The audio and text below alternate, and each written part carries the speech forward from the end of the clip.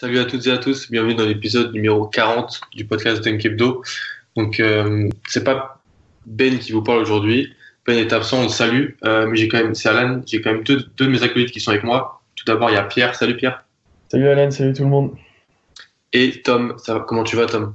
Salut Pierre, salut Alan, le Salut, JM, le retour du GM, on salue. Ça fait plaisir de tous vous retrouver après un gros week-end All-Star. Pas vrai, Un Tom? Super Bowl.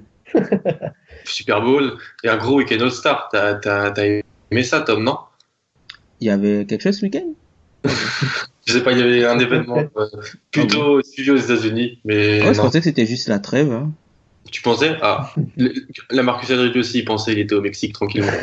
Euh, donc, le gros événement du week-end, ça reste quand même le trade de DeMarcus Cousins. Donc, vous en avez sans doute entendu parler. Il bouge de Sacramento pour aller au Pélican. Et il va retrouver Anthony Davis dans une raquette qui s'annonce quand même extrêmement intéressante sur le papier. On va essayer d'en parler. Et dans un deuxième temps, on va s'intéresser aux surprises, aux déceptions. Un petit peu, on va tirer quelques conclusions de la première partie de saison, chacune, qu'elle soit collective ou individuelle. Et donc voilà, on regardera tout ça. N'hésitez pas à partager le podcast sur les réseaux sociaux, comme d'habitude, nous donner vos retours sur Twitter, sur Facebook, poser vos questions. Et donc on commence tout de suite la première partie avec l'échange de DeMarcus Cousins au Pélican.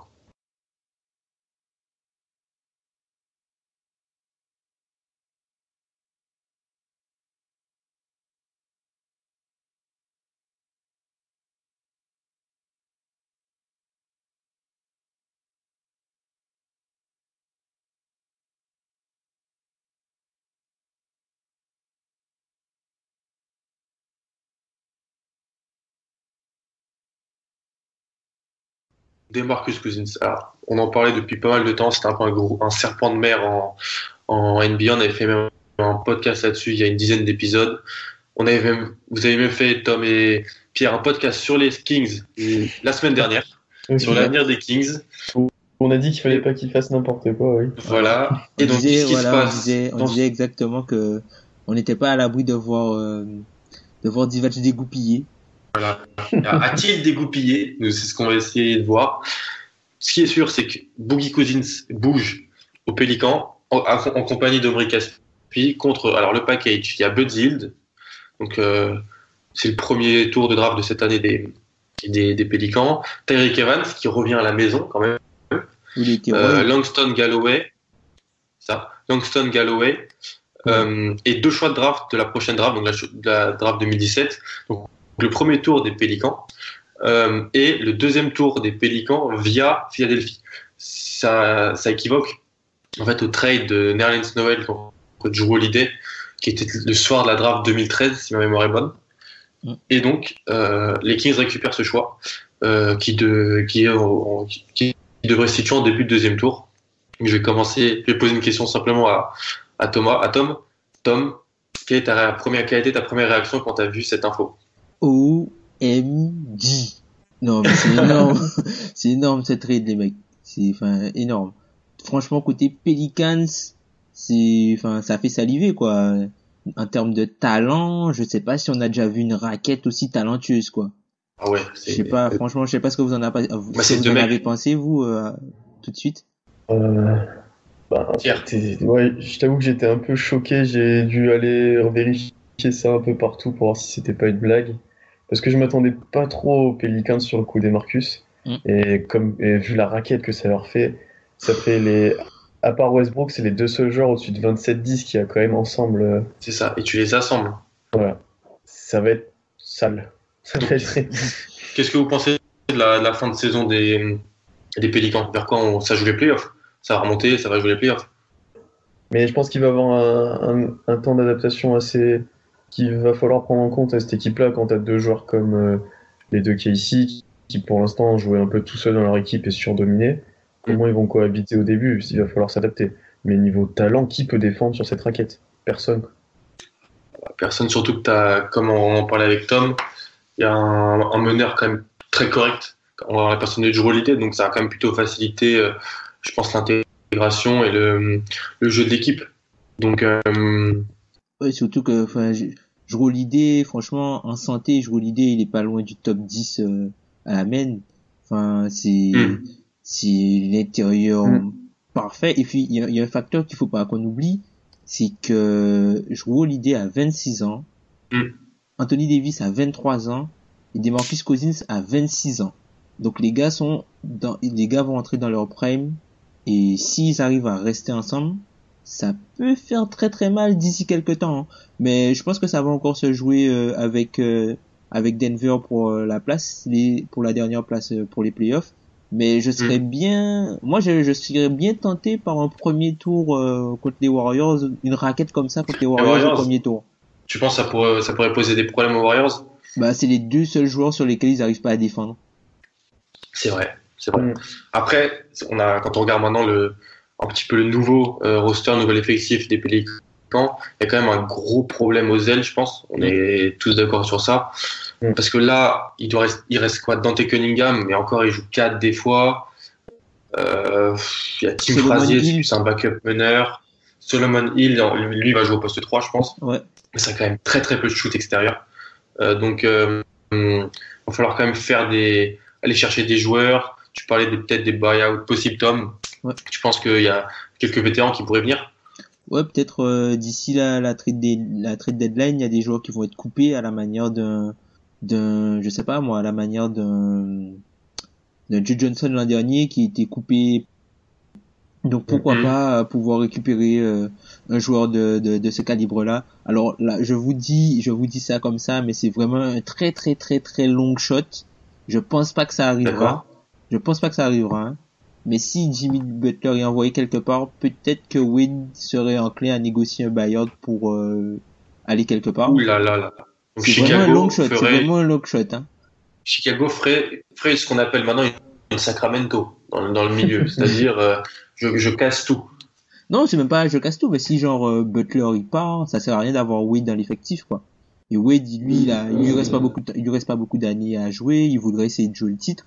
Donc s'il peut aller aux Cavs, je pense qu'il ira, s'il négocie le buyout, ou sinon peut-être que les Pelicans pourraient être un point de chute pour lui. Mais là c'est vraiment un très très long shot, hein. C'est très très loin ce que je dis, hein. Pierre, je vais te poser une petite question. T'es prêt? Vas-y. Alors, il reste 1 an et demi de contrat à Boogie. Est-ce que tu penses que c'est possible pour les Pélicans de le signer sur un contrat à longue durée, sachant qu'il va demander le max dans 1 an et demi? Comment ils vont se débrouiller pour tout ça? Tu veux le signer quand?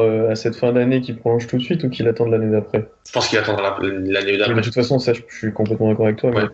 Mais, savoir selon les résultats qu'ils vont avoir déjà. C'est-à-dire que déjà pour moi, cette année, il faut qu'ils arrivent à accrocher les playoffs et que l'année d'après, ils fassent des coups, que ça soit avec des free agents ou autres, et qu'ils essaient de recruter et qu'ils soient en playoff à une place correcte. Ils passent un tour de playoff l'an prochain, tu penses? Ouais, faudrait. Mais après, on sait pas non plus ce que DeMarcus espère de Stray. C'était inattendu pour lui aussi. Est-ce qu'il va se plaire dans cet environnement-là? Parce qu'il était quand même dans un environnement très très spécial à Sacramento.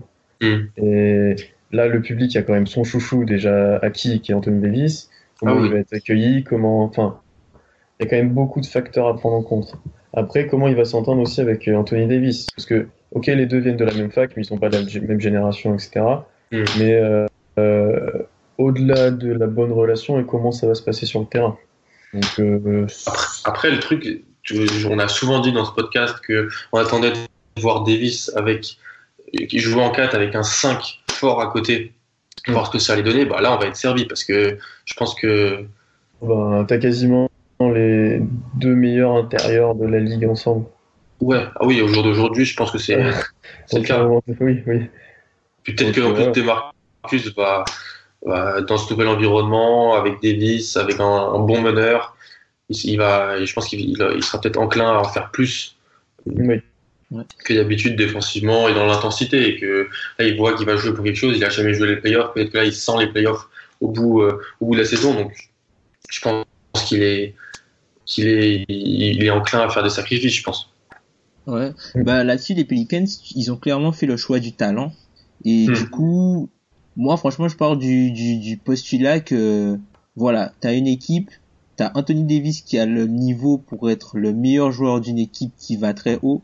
T'as DeMarcus Cousins qui a le niveau pour être le deuxième joueur d'une équipe qui vise très très haut. Et t'as Jrue Holiday en troisième option qui a le niveau pour être la troisième option d'une équipe qui vise quelque chose d'intéressant. Donc à partir de ce constat-là, je pense que si tu regardes sur le papier en termes de talent, il n'y a pas grand monde qui peut proposer une telle triplette en NBA aussi talentueuse. Ah oui. Mais après c'est vraiment un show, faudra voir. Moi le doute que j'ai sur cette équipe, c'est la capacité d'Alvin Gentry à pouvoir gérer les joueurs, et j'ai peur en fait que l'attaque ce sera plutôt à toi à moi plutôt qu'un jeu construit quoi. Mais imaginez-vous les mots capacité et Alvin Gentry ensemble ne font pas bon ménage. T'as vu? On le sait. Mais imaginez-vous par exemple, on arrive le truc c'est que tu vois DeMarcus Cousins et Anthony Davis, ce sont tu l'as dit Pierre, ce sont des joueurs dominants. Je pense qu'Anthony Davis c'est le poste 4 le plus dominant de la ligue. DeMarcus Cousins c'est le poste 5 le plus dominant de la ligue, et c'est des joueurs en fait qui peuvent jouer un peu partout sur le terrain. Donc tu peux jouer du pick and roll, tu peux jouer du pick and pop avec les deux. Donc imaginez-vous les gars, on est dans une configuration où vous avez Jrue Holiday qui a le ballon, qui n'est pas non plus mauvais dans tout ce qui est gestion du jeu, pick and roll. Voilà. Alors double screen en tête de raquette ou au niveau de la ligne à 3 points avec Anthony Davis et DeMarcus Cousins, voilà, à la manière des Clippers, ce qu'ils font avec Blake Griffin et DeAndre Jordan. Et tu as Anthony Davis qui court au cercle et DeMarcus Cousins qui se met à côté pour exploiter le mismatch si le ballon lui revient. Tu fais comment? Tu défends ça comment? Tu fais pas. Franchement, en attaque, ça va être très très intéressant de voir ce qu'ils pourront faire. C'est surtout l'attaque qui manque aux Pelicans. Et moi, j'aimerais bien voir Cousins, vu que les Pelicans à la base ils ont une bonne défense. Je crois qu'ils sont dans le top 10 au defensive rating cette année. Ouais. Ils sont dans le top 10, je crois qu'ils sont 7e même de mémoire. Ils sont dans le top 10 au defensive rating. Si, en fait, le fait d'être associé à de bons défenseurs extérieurs et intérieurs, parce que Jrue Holiday c'est un bon défenseur, Eton Moore c'est un bon défenseur, Solomon Hill est un bon défenseur. Il défend, et Anthony Davis défend. Donc faudrait voir si, dans un contexte comme ça, Boogie aussi va pas être une plaie en défense, puisque Boogie, il est souvent traité de mauvais défenseur, mais c'est un défenseur correct, quoi. Certes, c'est pas un stopper, voilà. Je te dis peut-être que là, il aura envie, parce qu'il sent les playoffs. Ça peut vraiment le motiver. Donc voilà, on a parlé pas mal du côté Pélican. Alors on va parler du côté Kings, sans essayer de rire, parce que je sais que Pierre, Tom, lui comprend le projet, il l'a compris. On va essayer de le détailler. Alors, Buddy Hield, Tyreke Evans, Galloway, et des tours de draft. Est-ce qu'on peut vraiment dire, Tom, que c'est la reconstruction, c'est le tanking enclenché du côté du nord de la Californie? Ah oui, largement. En fait, je pense que ce qui s'est passé, c'est un des effets pervers du nouveau CBA qui n'est même pas encore entré en vigueur, mais c'est la peur.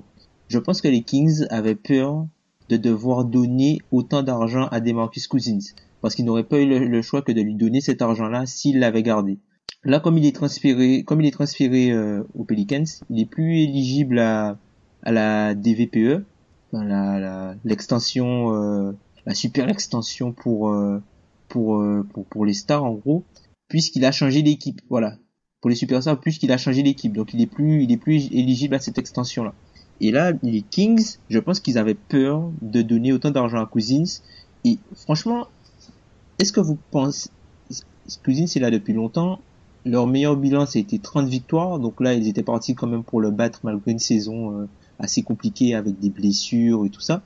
Et je pense qu'ils se sont dit, bon, voilà, on a tenté, on a essayé de ramener un coach expérimenté, un coach pour calmer les choses, pour essayer d'avoir des résultats, et puis finalement, on est quand même mauvais. Les Kings ont passé une seule fois la barre des 30 victoires depuis que Cousins est là. Peut-être que les gars se sont dit, bon allez, c'est pas lui, on passe à autre chose. Donc je pense que c'est une bonne idée, mais c'est une très mauvaise façon d'avoir fait. Je vois ce que tu veux dire. Non, c'est sûr que de toute façon les Kings, ça fait une dizaine d'années que c'est c'est quasiment n'importe quoi. Ils avaient leur superstar avec Boogie, mais en fait, j'ai jamais senti qu'avec Boogie, cette équipe pouvait aller en playoff. Tu vois ce que je veux dire? C'était pas possible pour moi que ça marche, qu'ils arrivent à une belle 6e place et aller en playoff. Donc, qu'est-ce qu'ils se sont dit? Ils se sont dit, c'est peut-être pas lui.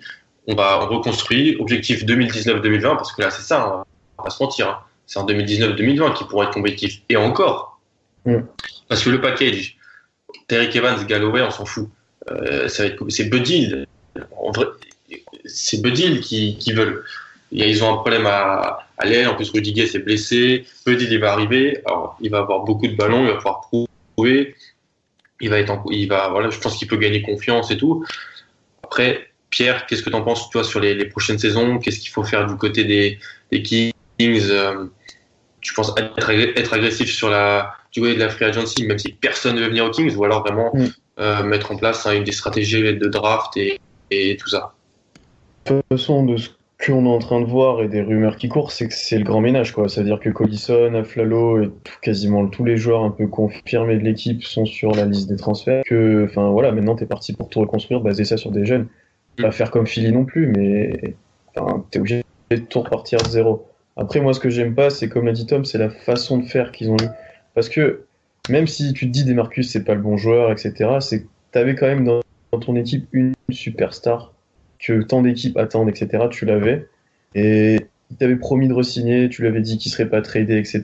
Et le soir du All-Star, tu lui envoies un trade, il était même pas au courant, tu l'envoies à New Orleans. Je trouve ça un peu... La manière dont tu l'as appris là en conférence de presse, c'est assez exceptionnel. Ouais, ça c'est quand même. C'est digne des Kings aussi. Il garde son. Ouais. Il garde son sourire, je trouve ça assez moyen. Et puis moi, c'est la compensation qu'ils ont eue en fait. Parce que Buddy Hield, j'y croyais et j'y crois de moins en moins à ce joueur-là. Et je pense qu'ils auraient pu avoir mieux en fait. D'autres offres qui ont été proposées, je pense peut-être les Celtics, on sait pas exactement ce qu'il y a eu, mais ou d'autres équipes. Danny Ainge. Ouais. Danny Ainge, il en veut trop. Ah ouais. Et je suis sûr qu'ils auraient peut-être pu avoir mieux. Après, ils ont fait ce choix-là. Voilà. Toi, je sais que tu crois à la théorie du complot. Et là, je pense que ça va être compliqué quand même. La théorie du complot. Ouais. Moi, je suis pas d'accord en fait. Franchement, je suis pas d'accord. Enfin, c'est un deal qui me rappelle un peu ce qui s'est passé avec Pau Gasol aux Lakers. C'est un deal qu'il faut pas regarder uniquement sur le plan sportif. Alors oui, la contrepartie aurait pu être bien meilleure, mais là, ils récupèrent un contrat expirant, donc ils auront du cap space. Même s'ils en font rien, c'est pas grave. Ils auront presque 50 millions de cap space. Là, je pense que Rudy Gay, finalement, il va opt-out, il va pas rester. Ce qui se passe, c'est que avec les ajustements du nouveau CBA, on s'est rendu compte que le cap n'augmentera pas autant que prévu. Donc du coup, il y a beaucoup d'équipes qui ont signé des mauvais contrats, qui voudront essayer de les refourguer à quelqu'un. Qui a du cap space? Sacramento. Donc avec ça, Sacramento pourra peut-être récupérer des mauvais contrats et récupérer des assets et prendre des tours de draft pour récupérer des contrats. Je sais pas ce que vous en pensez. C'est vrai. Ça, c'est le gros point positif que tu peux dégager de ce trade, c'est que Sacramento va avoir beaucoup d'argent à dépenser et commence déjà à avoir des tours draft. Et ça, c'est positif pour eux. Le point positif, c'est qu'ils ont même si les Pélicans font un super run et qu'ils vont en playoff, moi je pense que les Kings ils vont avoir 2 choix dans les 15-16 premiers, on peut dire. On peut dire ça comme ça. C'est ça. Non seulement ça, ils auront 2 choix dans les 15-16 premiers à cette draft-là. Ils auront certainement le pick qui va tomber en deuxième tour. Donc ils pourront prendre un Européen ou un gars qui vont se tâcher, certainement. Et puis ensuite, tu peux tout miser sur la prochaine draft 2018 avec des gars qu'on annonce comme Duval, comme Ayton, comme Doncic, l'Européen Doncic. Michael Porter. Donc là, tu vois, tu peux déjà peut-être espérer bien tomber là-dessus. Et il faut pas oublier qu'ils sont sur l'horloge aussi, parce qu'en 2019, ils ont leur pick qui va directement à Philly. Merci Inky. C'est ça. Encore un coup d'Inky. Mais donc là, Pierre a parlé à Flalo, Collison, ça va bouger. Quelles sont pour toi, Pierre, les bases là, de l'effectif qui vont rester sur les 3-4 prochaines années, que tu gardes, qui sont dans l'effectif en ce moment? Cole Stein, Colestein et maintenant Buddy Hield, du coup, parce que Le deal. je pense que c'est la part la plus importante du trade. Il y a- Après, Il y a la Bissière peut-être qui va commencer à jouer un peu. Je sais que tu es très content de ça, Tom. Oui, Team Scal, moi je suis Team Scal. Malakai aussi, mais bon, il s'est blessé. Non. Donc alors, on va parler un petit peu draft peut-être. C'est peut-être un peu prématuré, mais quand même, qu'on parle des Kings, on sait que le prochain tournant de leur saison, c'est pas du tout leur prochain match, hein, c'est en juin prochain. Sur quoi, Tom, tu les vois se positionner? Donc meneur, il y a cinq meneurs intéressants, ils devraient pouvoir en récupérer un. Ouais, j'espère qu'ils feront le choix du meneur. Je pense que là, ils vont encore descendre à la draft. Je pense qu'ils peuvent espérer un top 5. Et ben, s'ils arrivent à finir cinquième, bon, ça dépend s'ils finissent devant. Tout dépend. Ouais, Ouais, tout c'est dépend pas s'ils trop finissent encore. devant, ouais, voilà. Ben, je sais pas, C'est- mais s'ils sont dans le top 10, faut qu'ils prennent le meilleur joueur disponible ou le meilleur meneur disponible. non, là, tu prends le meilleur joueur, enfin, tu mises sur. De toute façon, tu as besoin de quasiment de tout. Là, tu prends le Ouais. joueur le plus fort possible, quoi. Ouais, c'est ça. Tu prends C'est le ça. meilleur joueur disponible. Ouais. Si c'est un meneur, tant mieux, mais si c'en est pas un, Ouais. Ils peuvent trouver deux bons éléments, vraiment, je pense. moi j'espère juste qu'ils Euh, prendront pas Malik Monk. Ça se bat. Bah, Malik Bah, Monk ils à ont Buddy, Sacramento, Ouais. ça sent pas bon. ils ont Ouais, Buddy. par contre, oui. Franchement, ils sont débiles, mais pas à ce point-là, quand même. Espérons, on n'est jamais à l'abri avec les Kings, hein. C'est vrai. Ils ont bien pris Papagiannis alors qu'ils venaient de drafter Colisten et ils avaient Cousins. Ils ont bien Ils ont pris. pris Scal après, en plus. Ils ont bien pris Fredette, Toscas et McLemore, 3 drafts d'affilée. Ok. Donc, je vous sens un petit peu choqué. On est tous un peu choqués, je pense. Ouais, Donc, c'est chaud, ouais, c'est chaud, on s'y attend pas, surtout qu'un joueur de la qualité de Cousins, l'organisation, comme tu l'as dit, Pierre, avait bien mentionné qu'il était là pour le long terme. Puis le timing est assez fou aussi. Le timing est fou, quoi. C'est à la sortie du All-Star Game, le mec en conférence de presse, et puis on lui T'imagines apprend qu'il est trade. Ça aurait tu pu vas, être très drôle tu de vas répondre l'annoncer. tu vas répondre à toutes les questions. Ouais, t'inquiète. Ouais, mais il n'y a pas que le All-Star Game. Ah, d'accord. Ouais. D'accord. Et par contre, J'adore la ville de la Nouvelle-Orléans. Tu vois, t'aurais annoncé ça dans la salle, là, au All-Star Game et à la Nouvelle-Orléans, t'annonces ça dans la salle pendant le match que Cousins s'est tradé, enfin, ça aurait été exceptionnel, ça aurait pu être très drôle. Mais après, je pense que c'était pressenti. Je pense que c'était pressenti parce que finalement, il a joué que 2 minutes. Donc, je pense qu'il savait déjà, il savait qu'il y avait des choses Il a pris dans 3 tirs en l'air. 3 points en 2 minutes. Voilà, je pense qu'il savait, le All-Star Game, quelle blague. Non, mais je savais déjà peut-être qu'il savait déjà qu'il allait bouger. Donc, du coup, il a demandé à pas trop jouer, hein. Et puis, laisser le titre MVP Anthony Davis. Mais sinon, côté Kings, voilà. Du coup, côté Kings, comme vous avez dit, les jeunes seront certainement là pour un long moment. Ils vont récupérer Bogdanovic. Mais après, tout ce qui est à côté, je pense que ça va bouger. Tout ce qui est vétéran, les Matt Barnes, tout ça, ça peut aider les équipes. Ça peut aider les équipes qui cherchent des ailiers et qui veulent faire des runs en playoff. Ça peut aider. Quoi. Ouais. Flalo, il peut aider. Flalo, je pense qu'il faudrait le garder quand même pour la formation des jeunes. Ouais, pour la formation des jeunes. Enfin, ça a l'air d'être un bon professionnel. Il fait pas de vagues. Koufos aussi, je pense qu'il devrait le garder au moins jusqu'à la fin de la saison, même s'il le transfère la saison prochaine. Et Garrett Temple aussi, je pense qu'il faut le garder. Et Ben McLemore alors? Ah, McLemore, moi je t'ai déjà dit, il faut l'envoyer à Minnesota. Hein. Ouais, c'est vrai. Contre Shabazz. Tu as cette théorie.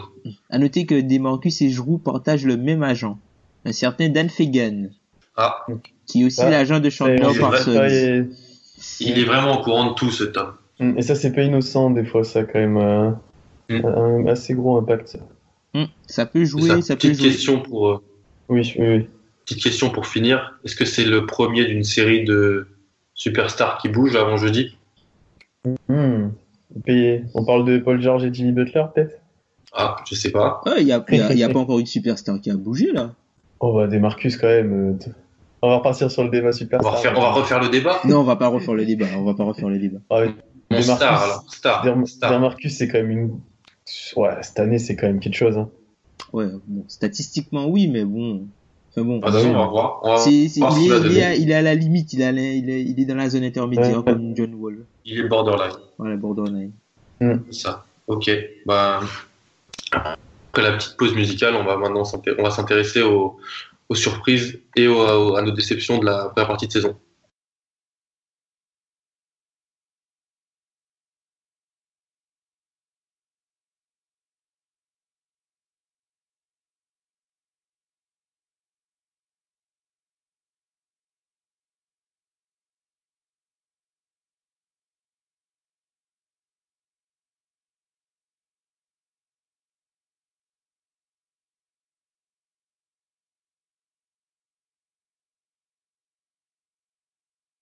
On est quasiment à 60 matchs joués par équipe.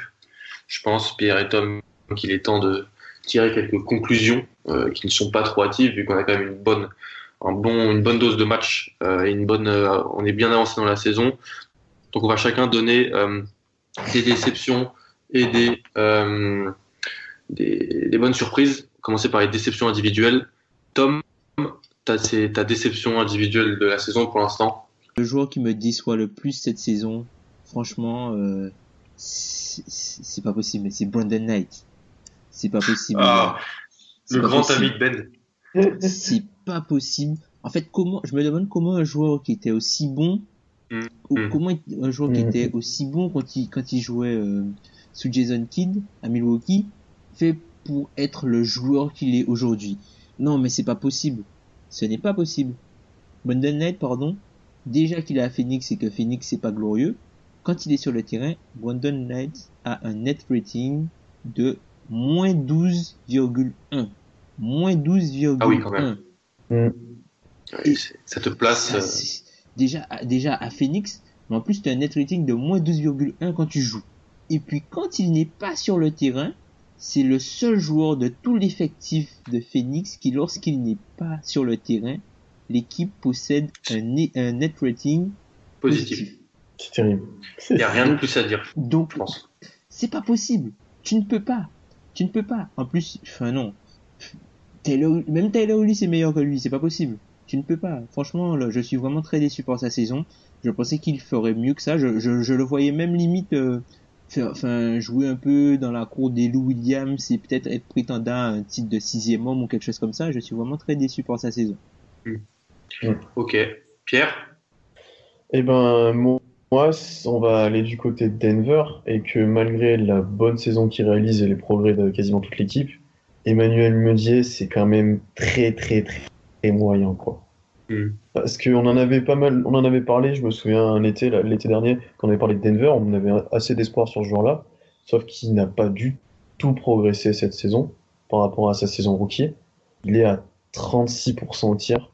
36% au tir pour un meneur, c'est catastrophique. Et puis il y a des stats qui ne trompent pas, il a un net rating de moins de 3. En fait, c'est assez terrible. Il est en train de sortir presque de la rotation et joue de moins en moins. Et c'est assez, je sais pas si c'est mental, je sais pas, mais le joueur ne progresse pas. Et il faudrait presque penser à le trader. Je sais qu'on avait déjà eu des idées avec Dragic notamment, Dom notamment, tu avais pensé à ça, mais c'est assez terrible. Et puis, ce qui est assez bizarre avec ce joueur, c'est que quand il est à domicile, il joue beaucoup mieux qu'à l'extérieur. Donc ça, c'est peut-être un aspect mental, je sais pas. Mais il est très, très irrégulier. Et c'est juste pas possible, quoi. Tu peux pas baser ton effectif avec un meneur comme ça. Et il est mauvais. Il a fait un match à Boston où il nous a démonté en premier quart-temps en shootant comme un truc de fou. Et tous les autres matchs où je le vois, c'est catastrophique. Tom, on sait que t'es dans le train qui veut amener Jamal Murray à la main. Je trouve qu'à terme, c'est le meilleur line-up, le meilleur 5 de départ, c'est avec Jamal Murray à la main. Gary Harris en 2. En 3, tu peux mettre Wilson Chandler ou Danilo Gallinari.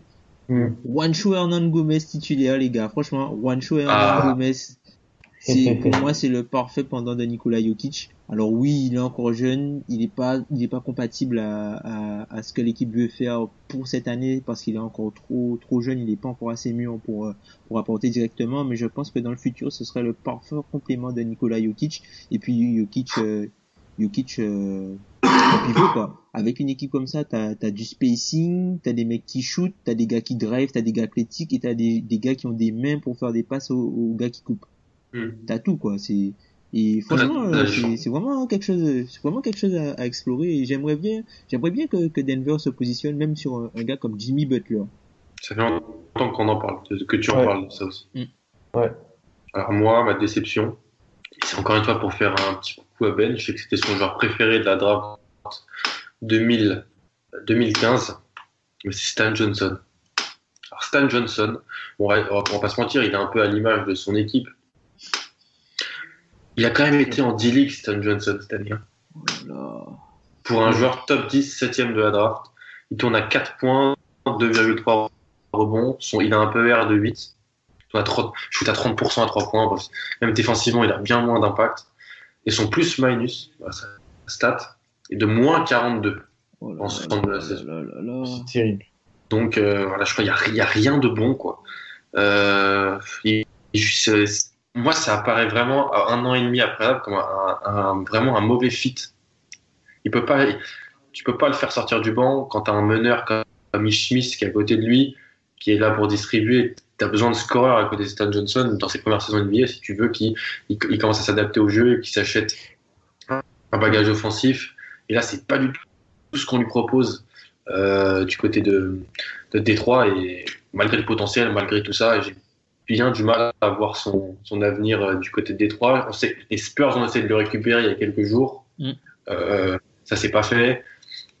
Bref, c'est une grosse déception parce qu'un top 10 de la draft qui joue une quinzaine de minutes et qui met 4 points par match et qui a un plus-minus supérieur à moins 40, bah, c'est pas possible, quoi. C'est pas envisageable. Franchement, en plus, quand tu regardes, enfin, il y a non seulement on peut se dire qu'il y a de la place, mais les ailiers de la dernière draft entre Justin Winslow qui est blessé et puis Stan Johnson qui est mauvais, quoi.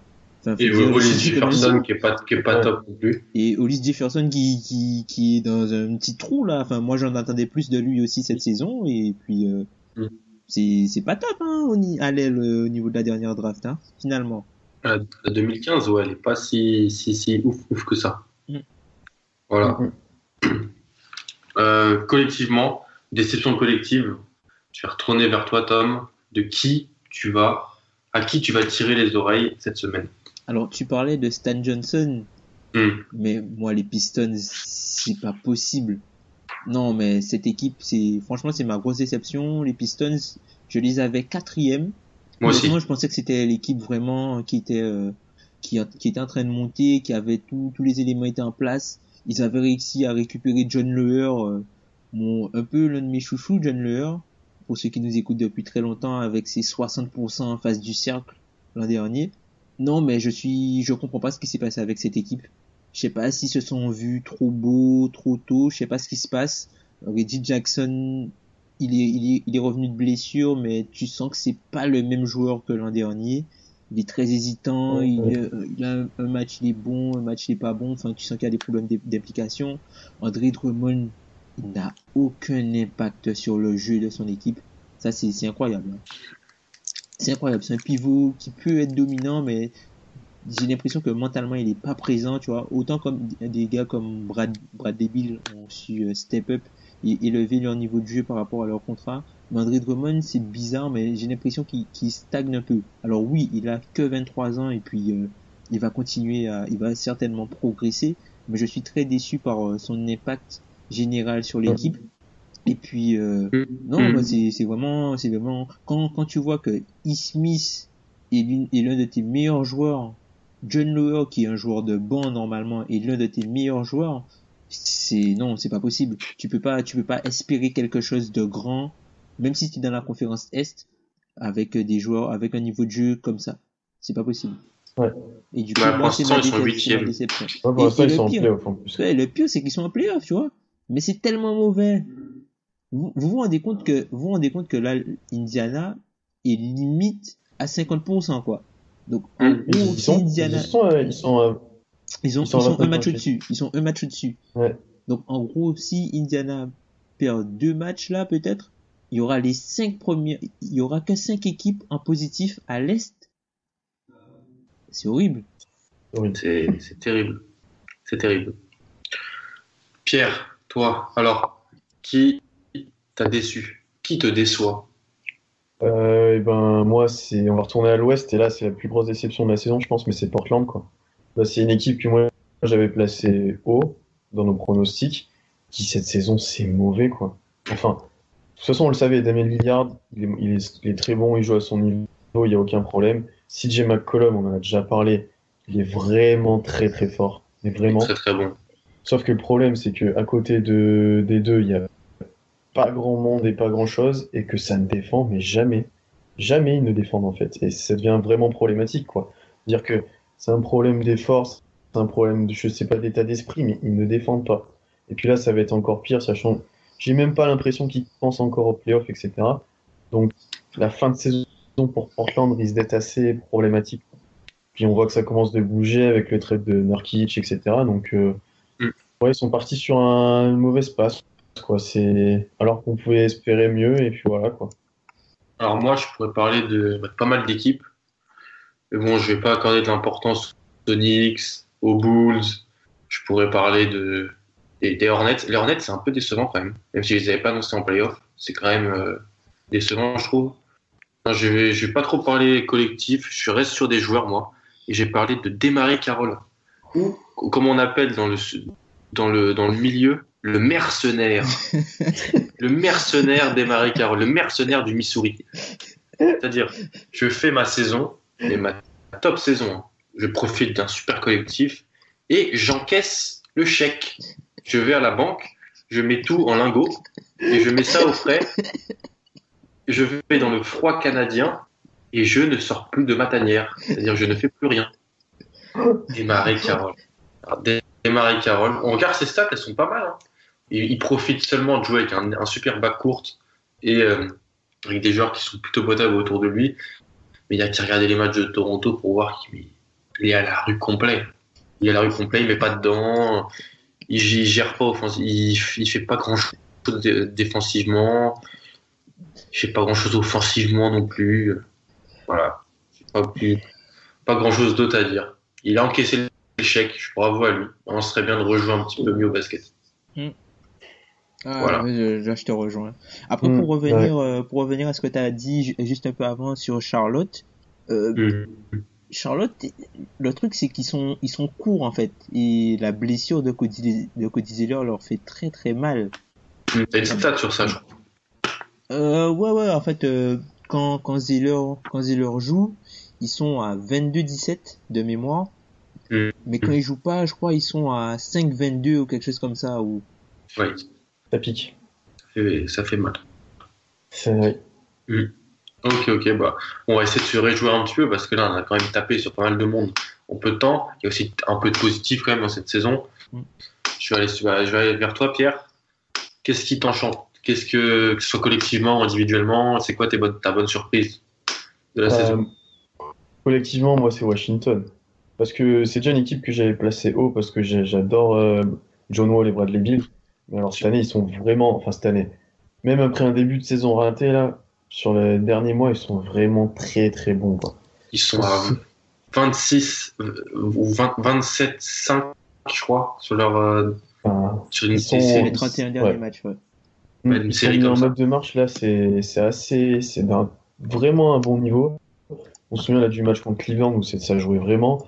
John Wall, on avait eu ce débat sur son vrai niveau. Enfin, il nous a bien répondu quand même. Il écoute le podcast, les mecs, hein, John Wall. Ouais. Moi, il a dit, Alan a dit ça, et il a raison, je Ouais. le soutiens. Bradley Beal est enfin plus blessé, donc peut montrer à quel point il est bon. Qu'est-ce qu'il est beau à avoir joué Bradley Beal. Voilà. Milou. Après autoporteur top 15 shooter. Autoporteur top 15 shooter, messieurs. Toujours présent, qui est vraiment bon, qui est vraiment le parfait complément, qui est vraiment top. Et puis en plus, là, tu as le retour du grand Yann qui petit à petit va faire. Même Markieff Morris, il est bon. Ouais, même Markieff Morris, il met dedans, ça devient bon. Gortat fait toujours. Il a une entente quand même avec John Wall, Même qui est Oubré. intéressante. Même Oubré, on sait que c'était. Ils ont réussi à acheter du sérieux à Kelly Oubré, et ça, c'est pas de prix. Même Kelly Oubré, il est devenu vraiment pas mal en sortie de banc et tout, donc l'équipe marche vraiment bien. Et d'ailleurs, j'ai une petite question pour vous, les gars. Là, tout de suite, Washington est troisième. Déjà, est-ce que vous pensez qu'ils vont rester à cette place? Et vous les voyez où en playoff, quoi? Est-ce qu'ils peuvent aller en finale de conf? Ça va dépendre de l'intégration plus ou moins rapide d'Ibaka à Toronto. Et ça dépend ce que fait Boston dans les 3-4 prochains jours. Mais ils peuvent passer un tour de playoff. Après, Pour l'instant, ils prendraient Indiana, si je me trompe pas. et donc ça dépend ce que Boston, Ouais. est-ce que Paul George va bouger, on sait pas. Ah, mais là, ils les Non, ont c'est démontés, vraiment- Indiana. Hein. Ils les ont démontés, Indiana, le dernier Ouais. match. Hein, mais ils démontés, mais vraiment salement. Hein. Il démonte tout le monde en ce Mais moment. vraiment salement. Hein. Le match juste avant le All-Star Weekend, juste Mm. avant le match du jeudi, là, ils ont... Jeudi dernier, Ouais, ouais. jeudi dernier, ils ont vraiment démonté Indiana. Ouais. Des grandes largeurs. Donc, je sais Non, pas, mais moi, franchement, je trouve que c'est une équipe qui est vraiment très intéressante. Au tout début de l'été, j'étais chaud sur eux, je les passais haut, et puis après, j'ai été refroidi par l'opération au genou de John Wall. Je pensais pas qu'il serait revenu aussi vite Mm. et qu'il serait aussi bon. Et puis, finalement, je les avais mis hors playoff. Gros mea culpa pour moi.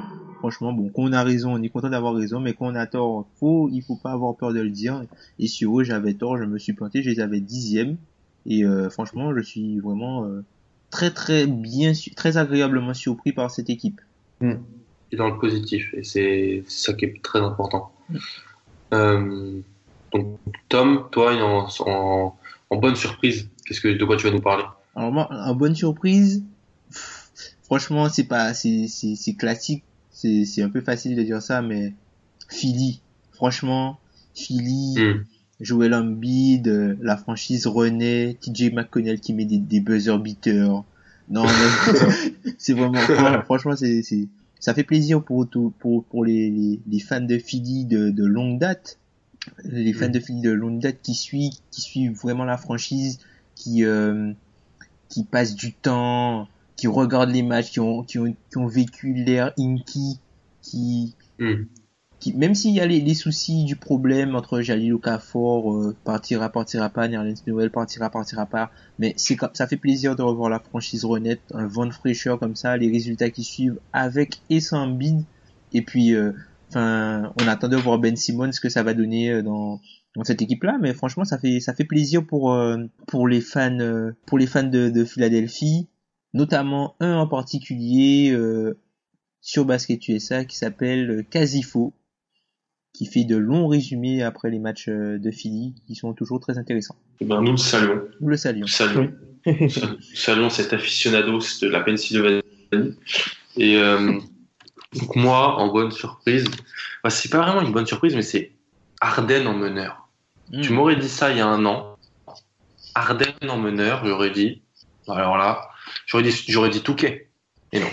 Là, tu me dis Harden en meneur, je te dis réalité. Je te dis réalité parce que avec D'Antoni, ça marche. C'est une énorme saison régulière. J'avais fait dans le premier pod de l'année, j'avais dit que Davis et Westbrook feraient des saisons monumentales en termes de statistiques. Et je me rappelle que Tom avait dit oublie pas Harden. C'est vrai qu'Harden est tout simplement exceptionnel en tant que meneur. C'est le général de son équipe, les fameux pick and pop, et piqué dans la 9 mètres. 9 mètres, 12 mètres. Où ça artille, tel Ryan Anderson, tel un tank à 10 mètres, qui envoie des boulets, avec la renaissance de joueurs très intéressants, Sam Dekker qui est intéressant, même Montrezl Harrell, et tout ça orchestré par une personne, l'homme à la barbe, Harden, qui, voilà, il est plus que jamais en course pour le titre de MVP, et c'est alors qu'il est dans un nouveau poste, quand même très intéressant. Et donc bravo à lui, bravo à D'Antoni, bravo à Moret. Voilà. Pierre, tu veux nous parler de quoi d'autre? De T6, on va parler un petit peu. Parce qu'il y a quand même un petit lutin là-bas qui fait une sacrée saison. Et je lui avais cassé un peu les doigts. On se souvient qu'en bon fan des 6, le petit Isaiah Thomas t'avait dit que c'était pas un vrai All-Star. Et je pense que cette année. J'avais pas dit ça. T'as dit que si. Vas-y, rappelle ce que t'avais dit. Qu'est-ce que j'avais dit déjà? Dis-le moi. Que c'était pas un vrai All-Star, qu'il y avait été juste parce qu'il y avait des blessés ou d'autres joueurs qui avaient sous-performé ou autre, un truc comme ça. Ouais, j'avais dû dire quelque chose comme ça, ouais. Donc pour un fan des 6, c'était pas trop mal. Et mais lui aussi a dû écouter le podcast parce que quelle saison. Enfin, si on enlèverait les deux extraterrestres de Westbrook et Harden, ça serait le candidat ultime au titre Ah de non, MVP. ah non, Même non, pas je ne suis pas d'accord. Ah bon? Ah non, ah Pourquoi? non, non, non. Kawhi Leonard, messieurs. Kawhi Leonard, Ah, messieurs. moi j'aurais mis Isaiah. Moi, Ah j'aurais mis non, Isaiah. jamais. Je suis désolé. Ah, il est devant. Il a un meilleur bilan. Tom, il a le meilleur pair dans les derniers cartons depuis 10 ans. Isaiah Un match, King- c'est 4 King in the cartons, les fourth. mecs. Un match, c'est 4 cartons. C'est pas Ouais, uniquement le ouais. dernier. Je ne veux pas enlever de mérite à Isaiah Thomas, mais les gars, franchement, Kawhi Leonard est devant tous les jours. Il a un meilleur bilan. Il est à 26 points, à presque 50, Moi, 40, 90. Ah, moi, je suis mais d'accord. Moi, je suis d'accord. J'ai jamais. Et là, on me parle d'Isaiah. moi, je le mets devant. Moi, Tu le mets devant? je suis peut-être. Oui, parce que moi, je suis peut-être. On va dire peut-être hors complètement. Je suis à l'inverse de la hype sur les Spurs. Je me dis, j'aime les Spurs, j'ai du mal avec. AFP Spurs, C'est ça. AFP Spurs dans la même phrase. Je suis en- Oui. Non, tu vois, enfin, tu vois, j'ai du mal avec les Spurs. Je me dis, enfin voilà. Même si Kawhi est monstrueux, il n'y a aucun problème. Puis en plus de ça, ce que fait peut-être moins Isaiah, il défend. Et Isaiah, c'est tellement. Enfin, je sais pas. Après, c'est peut-être mon goût personnel, mais le type de joueur, etc. Je suis fan en fait. Donc Ah, mais t'as voilà. raison, Et puis hein, t'as raison. il fait quand même une saison à 30 points avec ses meilleurs pourcentages en carrière. Euh, Mine de rien, à côté de lui, sur les Celtics, il y a quand même quelques petites déceptions. Il y a des joueurs qu'on aurait pu attendre plus haut. Lui, il les porte quand même depuis un Comme moment. Comme qui, par exemple? Moi, j'attendais peut-être un peu mieux d'Alorford déjà. Ah, il a été blessé. C'est vrai, mais voilà. Ah, moi, je suis pas trop Après, il y a eu d'accord. d'autres blessés. T'attendais pas mieux d'Alorford. Enfin, si tu veux, statistiquement, on peut attendre mieux. Il est pivot, il a 5 passes, et je pense qu'il a un rôle majeur, en fait, dans le fait qu'Isaiah Thomas soit aussi bon, en Et fait. il y a plus de place aussi. Il y a beaucoup Oui, plus de place. on en avait parlé, je C'est me une vraie souviens. menace, tu Ouais. vois, et quand il drive, il y a personne dans la raquette. C'est une vraie Mm. menace, donc quand il est sur le terrain, tu dois faire attention, et ça ouvre beaucoup de choses. Son jeu de passe ouvre beaucoup de choses dans le jeu des Celtics. Je trouve qu'il est pas Oui, je me étranger souviens à la qu'on en bonne avait- saison. ouais. Voilà, je trouve que même si ses statistiques sont pas forcément très bonnes, enfin, elles sont plus que correctes, mais je trouve que, enfin, il est pas étranger à la bonne forme des Celtics et à la saison que fait Isaiah Thomas. Et défensivement, près du cercle, il amène beaucoup plus. Parce que l'année dernière, on se faisait démonter. Et là, on a quand même quelqu'un qui est là pour empêcher qu'on se prenne panier sur panier. Oui, après, attention, je dis pas qu'il fait une mauvaise saison, mais Ah moi, oui. je l'attendais peut-être un peu plus dominant. Tu Ah oui, vois ce que je veux t'as dire? raison, t'as raison. Voilà, c'est pour ça. J'en avais peut-être trop d'attentes ou autre, mais après, on avait déjà soulevé le fait qu'il allait libérer de la place pour Isaiah, et bah là, par contre, ça a vraiment marché, quoi. Là, pour le coup, non, mais je trouve que Isaiah, pour porter de son vrai niveau, de jusqu'où il pouvait aller, enfin voilà, mais là, il porte vraiment l'équipe, et c'est vraiment très, très, très, très fort. Et oui, il faut en parler en potentiel MVP. Toi, je sais que t'es beaucoup plus Kawhi, mais moi, je suis à l'Est, c'est Isaiah, quoi. C'est sûr, déjà. Devant LeBron. Et LeBron, quand même. Il y a LeBron, quand même. Ouais, mais moi je suis pro Isaiah, tu vois. Moi je mets LeBron, il Isaiah. fait Parce que les Celtics n'ont pas si loin que ça Cleveland et Isaiah. Enfin voilà. Ah non, on n'est pas très loin. On est à Je 3 suis matchs. pour la nouveauté. Voilà. Je suis pour Isaiah. Ah, t'as bien raison, hein, t'as bien raison. Franchement, ça se défend. Et tu le défends avec Non, conviction. mais ça s'entend. Oui, Et toi, après, l'argument Kawhi et LeBron sont parfaitement crédibles. Hein. Saison, Non, et toi. Kawhi est toujours présent. Toi, Tom, t'as une autre bonne surprise, un joueur dont t'es heureux, une équipe à nous parler? Alors, un joueur, enfin, ce serait deux joueurs. Ah, Le premier, c'est encore un mea culpa. Giannis. Je parlais avec c'est vrai Ben que au tu départ. avais dit des choses. Voilà, Tu avais je dit parlais des au choses départ cet été. du syndrome Saint-Giannis, c'est-à-dire un joueur qu'on voit meilleur qu'il ne l'est vraiment. Et Oui. on le juge pour c'est-à-dire en fait, on le juge pour ce qu'il peut faire et non pour ce qu'il faisait. Mais voilà, Exactement. mais là cette année, il fait tout. Il a que 22 ans, il est énorme. Et je pense que même cette saison, je me demande est-ce que c'est pas le deuxième meilleur joueur de l'Est, totalement derrière LeBron. Après, il y a débat, hein, mais j'ai l'impression que cette saison, quand on voit l'impact et l'importance qu'il a sur le jeu de son équipe, c'est peut-être le deuxième meilleur joueur de l'Est derrière LeBron. Mais bon, ça c'est un autre débat parce que bon, il y a Paul George, il y a Jimmy Butler, il y a DeMar DeRozan qui a fait, et même Kyle Lowry et John Wall qui ont fait de gros Et il y a débuts de Isaiah. saison. Et Isaiah aussi, pardon. Isaiah, Je l'oublie. Sinon, Marc Gasol, hein, les gars. Le gars revient d'une fracture du pied. Pied pour un grand en plus. Pour un grand. Ouais. Il fait sa meilleure saison en carrière. Il a plus de 40% à 3 points. Il fait 20 points, 7 rebonds, 4 passes. Je m'attendais pas à le voir aussi fort. Il porte l'équipe, quoi, littéralement.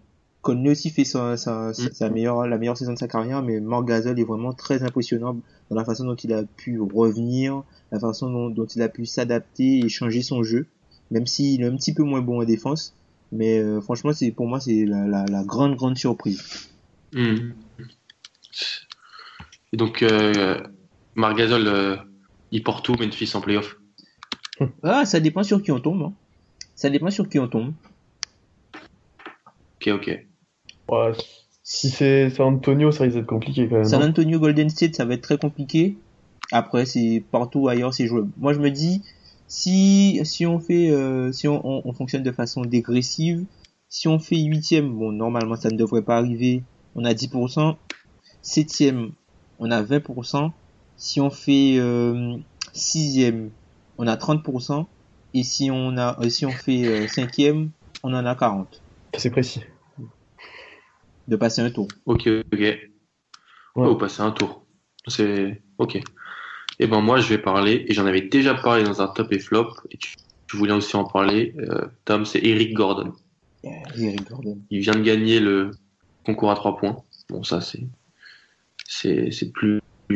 important, mais ça fait pas un joueur, mais il tourne quand même à plus de 17 points par match.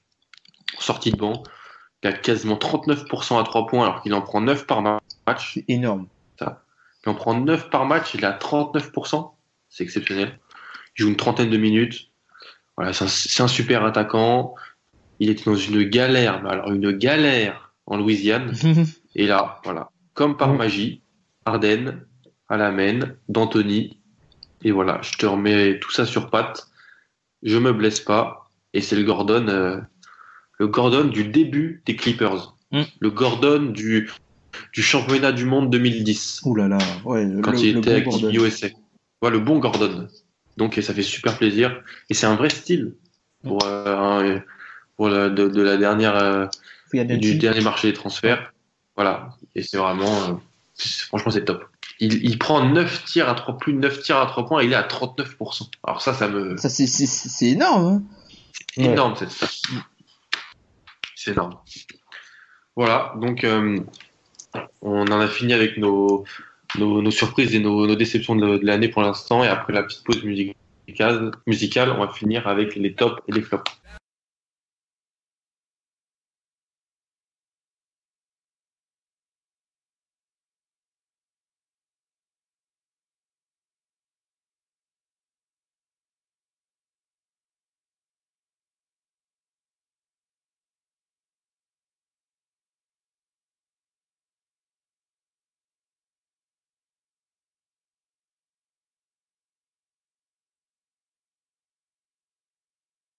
Les tops et les flops. Donc Tom, ton top? Alors mon top, les gars, vous me connaissez, j'aime beaucoup quand ça bouge en NBA, j'aime beaucoup imaginer les scénarios, Échanges. Voilà, les échanges. Et ben ouais, on y est, les gars. Wojnarowski a repris du service. Ça trade. Enfin, ça trade. C'est ça reparti. trade jusqu'à demain. Les nuits blanches vont commencer à se succéder. Les interprétations, les scénarios, tout ça, c'est parti. Ouais, c'est parti, c'est cool. C'est cool, c'est vraiment cool. On a les premiers dominos qui sont tombés et je pense qu'il y aura beaucoup de mouvements d'ici demain. Ouais, je pense que ça va bouger un peu partout. Ok, j'espère que ça va bouger. Pierre, ton top? C'est un faux top, mais que le All-Star Game était tellement triste que le trade de DeMarcus Cousins l'a annihilé en un soir. En fait. C'est triste, quoi, mais en fait, personne parle du. Je vois pas pourquoi. Qu'est-ce que t'as pas aimé dans cet All-Star Game? Le concours de dunk, t'as pas satisfait? Moi, c'est pas. En fait, par rapport au concours de dunk, je pense que celui de l'année dernière était tellement haut, on pouvait être que déçu sur ce Non, mais match. même si c'était tellement haut, c'était d'une nullité. Oui, Non, après mais- le fiasco Aaron Gordon, et enfin, Et qui ramène son drone, là. Tu peux pas dunker. En fait, les gens, ils comprennent pas que tu peux faire tout ce que tu veux avant. Le but, c'est de mettre le ballon dans le cercle. oui. C'est un dunk. C'est pas de la danse contemporaine, en fait. C'est un dunk, c'est pas de la danse contemporaine. Tu dois mettre le ballon dans le cercle. Tu peux faire 8000 roulades, des rondades avec un drone, faire un check à une mascotte, checker DJ Khaled. Il faut mettre le ballon dans le cercle. Donc, et c'est revenez aux fondamentaux. C'était affreux. C'était horrible. Ah, je te comprends là. C'était affreux. Oh, ouais. Puis non, après le Le match concours, ouais, le match, le Racing Star, c'était voilà. Ouais. Puis le match, c'est de moins en moins défendable en fait, et eux, ils défendent de moins en moins. Dans les deux sens du terme. Tu peux Oui, pas te voilà, défendre c'est l'intérêt de exactement regarder ça. et Voilà. ça défend pas. Parce C'est que vrai. pour autant, moi, je suis toujours fan de l'événement, du machin et tout, mais là, ça devient. Ils vont nous rendre comme Tom. Hein. Ils vont nous rendre comme Tom. C'est ça. Ouais, je vous avais Parce dit, que les gars, l'All-Star Game, voilà, ah, au début, au je début suivrai c'est marrant, toujours. mais là, c'est Ouais, pas marrant de voir des mecs faire des dunks, des layups, enfin, voilà, quoi. Autant regarder un échauffement, quoi. Ils font la même chose à Au moins l'échauffement. avant, t'avais un ou deux cartons. T'avais un ou deux cartons de défense. Maintenant, c'est fini, quoi. Mm. C'est fini, quoi. Mm. J'ai la stat de 75 dunks pendant le match. Enfin, à un moment donné. 75 dunks. C'est terrible. Une blende de tir à 3 points aussi. Ah bah oui, là, ça a bombardé. Hein, Moi, franchement, Il y a des joueurs qui ont pas. je vais être honnête, Et des j'ai pas regardé tout le match. Franchement, je me suis réveillé à 3h, 3h30. Je me suis dit, bon, je vais regarder peut-être la mi-temps, la deuxième mi-temps. J'arrive, je vois 109 à 112 ou un truc comme ça. Il reste 10 minutes dans le troisième quart-temps. J'ai dit, bon, ok, laisse tomber. Je vais regarder juste 5 minutes et puis voilà, je me suis couché. C'est pas intéressant. Non, C'est ça intéressant. Et puis quand tu vois les highlights, tu vois bien que c'est une blague. Les 52 points d'Anthony Davis, c'est une blague. Le triple double de Kevin Durant, c'est une blague, les gars. Et je trouve que du coup, les performances individuelles perdent aussi de leur sens parce que, tu vois, avant, il y avait une vraie lutte pour l'MVP, tu regardais vraiment combien ils avaient fait et tout, mais là, enfin, Westbrook, il a 41 points en 20 minutes, enfin, C'est l'avenir. C'est l'avenir. C'est l'avenir, les jeunes. on dirait la Melo Ball en high school, quoi. Enfin, Oh, la mélo. Arrête. On va aller sur mon flop là. Arrête. Pour tout je à te tends l'heure. une perche, allez, on y Pas va. une perche. Moi, mon top, c'est Denver. Denver qui s'est enfin débarrassé du parasite Youssouf Nurkic. Vous savez, c'est ce type de joueur, ce type d'animal qui a beaucoup de qualité, qui est pas mauvais, mais en fait pas chez toi. Et quand il est avec toi, il est pas bon. En fait, il fait ses trucs, tout ça, il fait son petit nid, mais ça te dessert. Donc, qu'est-ce qu'ils ont fait? Bah, ils l'ont bougé.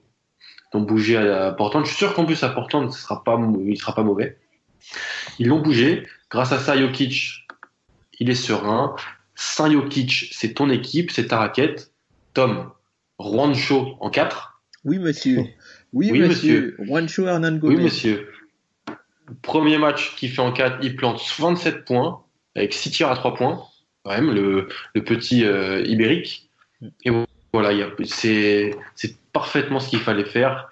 Vraiment, la ligne de conduite et l'horizon s'annonce très, très positif pour les chasseurs de pépites du Colorado.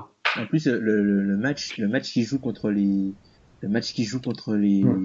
Warriors, là, les mecs, ils prennent feu, mais c'est Il y avait incroyable. 80 points à la mi-temps. Ouais. C'est incroyable comment ils prennent feu à 3 points à ces mecs-là. Oh. Après, attention à la trade deadline, à voir ce qu'ils vont faire. Hein. Là, faut pas qu'ils fassent les cons, parce que ça peut soit être très bon, soit très mauvais. Ouais, ça peut vite basculer dans un sens ou dans l'autre. Oui, attention. oui, ouais. Il y a les deux gros pélicans qui débarquent derrière. Ils sont juste derrière. Les deux gros, là. Donc, non, mais vraiment, c'est ce qu'il fallait faire et c'est très, très bien.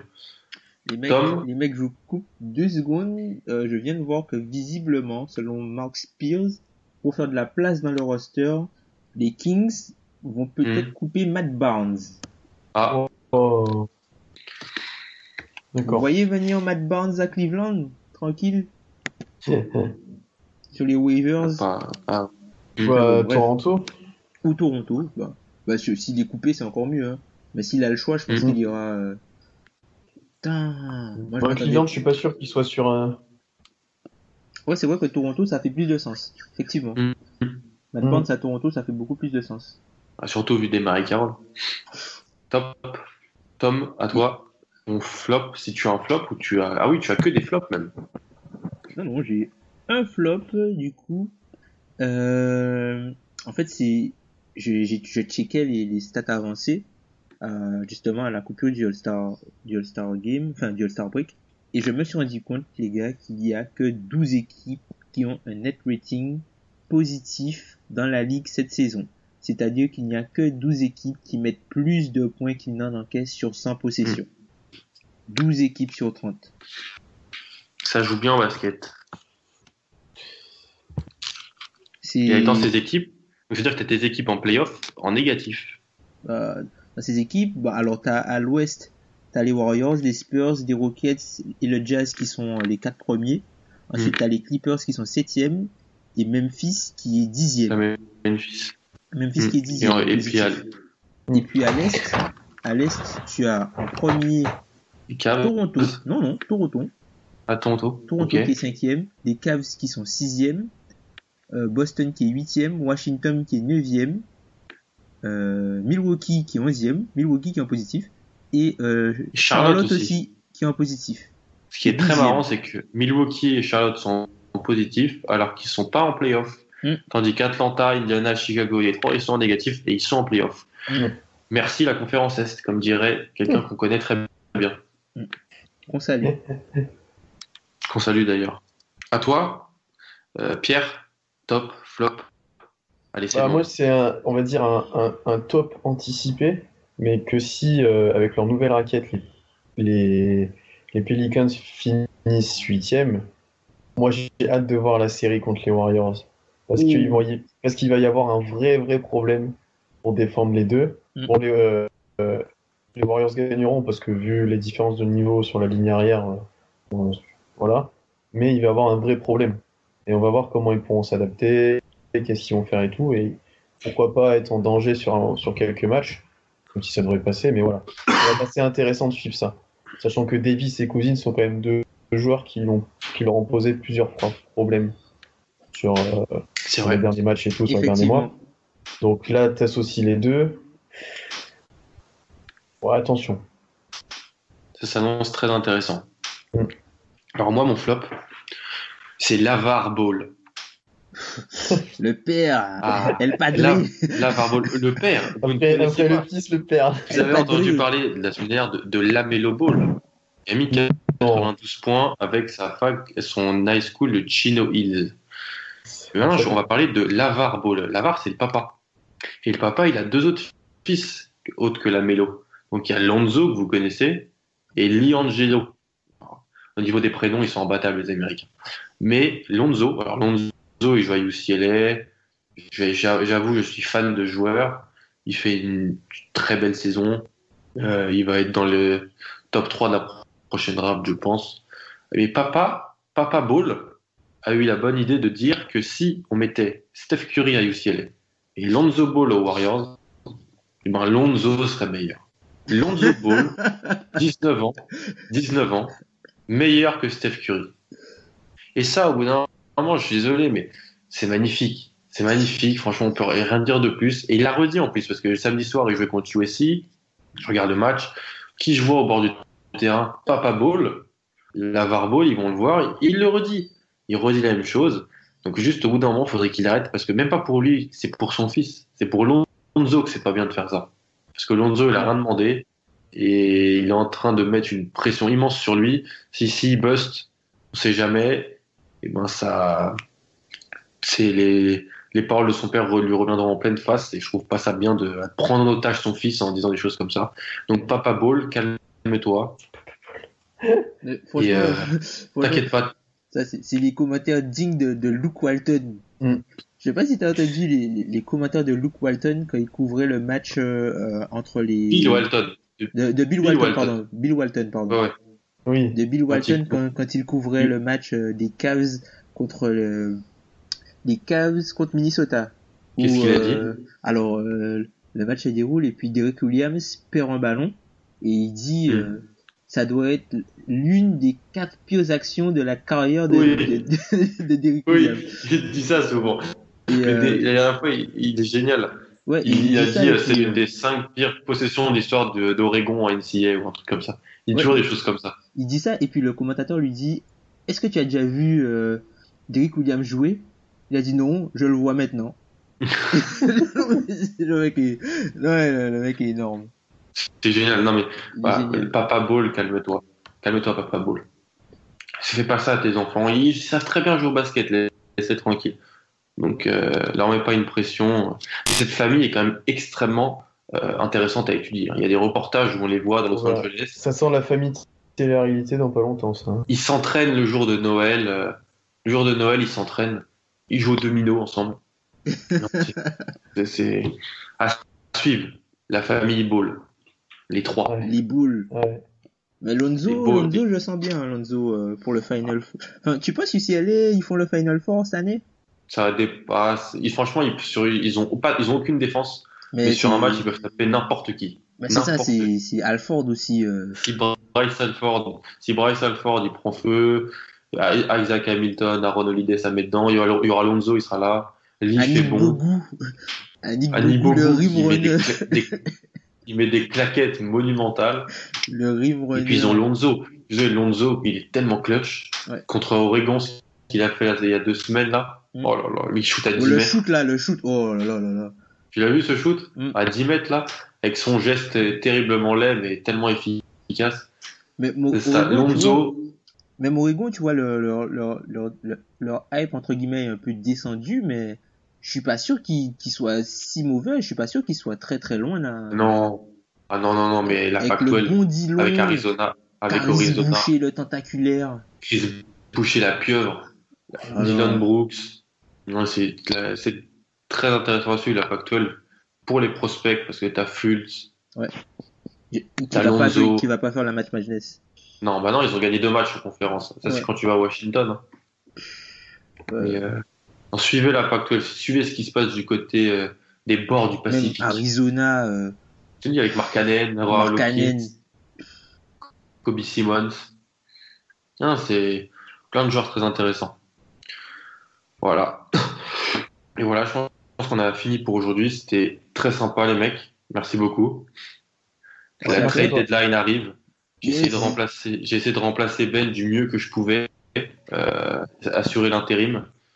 Bien sûr, l'élève ne dépasse jamais le maître, mais on essaye. Et voilà, bonne semaine NBA et à la semaine prochaine.